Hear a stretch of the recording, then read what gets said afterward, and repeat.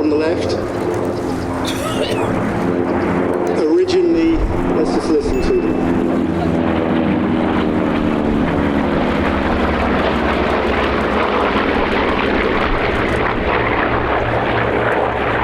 Originally, the Corsair was not particularly well regarded by the US Navy. That long nose, it has the shape of a racing aeroplane. That long nose made it difficult to land on a carrier. But the British didn't have the luxury of choice, and were the first to press it into service with the Royal Navy. And as James said earlier, it fought in the European theatre off Norway, where it provided flak suppression support for the attacks on the Tirpitz. But it really made its name in the Pacific theatre with both the Royal Navy, the Australian Navy too, and the US Pacific Fleet. I've got to say, I'm a big fan of the Corsair. I just think it looks good, sounds good, and it's just amazing to see. And I really go with that rule of thumb that if it looks good, it probably is good. I mean, it doesn't always work out, but for the most part it does. 9 times out of 10.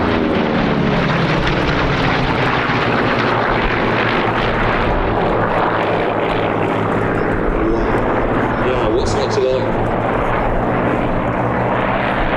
James, do you know when the Corsair scored its last aerial victory? No, but it must be Cuir or something. 1969. Football war. The Corsairs came up against Mustangs in skies over Central America, in the war between Honduras and El Salvador. So the last Corsair kill, I think the last Mustang kill too, took place in 1969. Well, what do you know?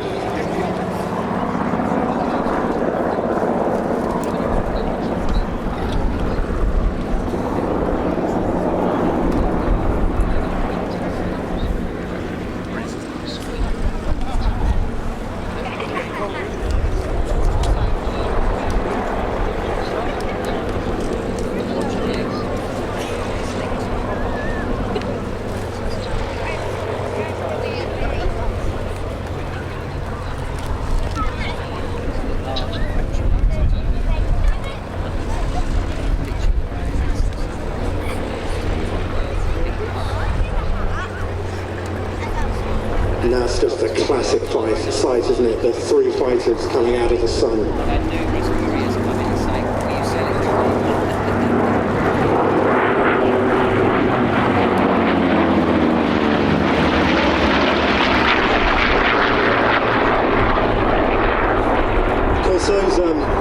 Those gull wings are only that shape so that the wheels could touch the deck and clear the huge propeller that powered those Corsairs.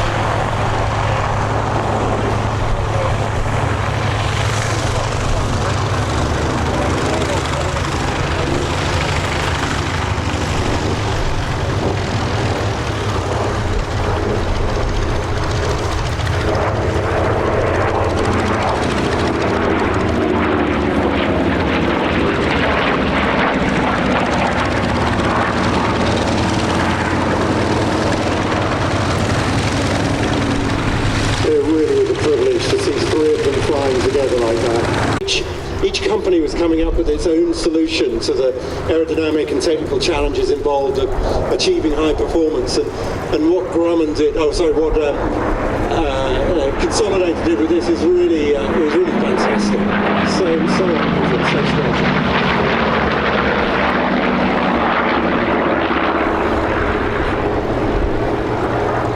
That'll be Vought, of course, rather than Consolidated.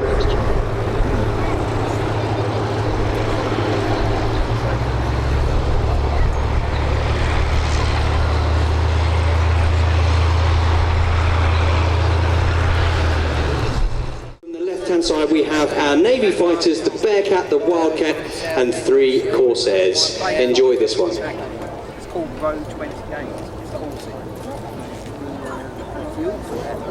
awesome.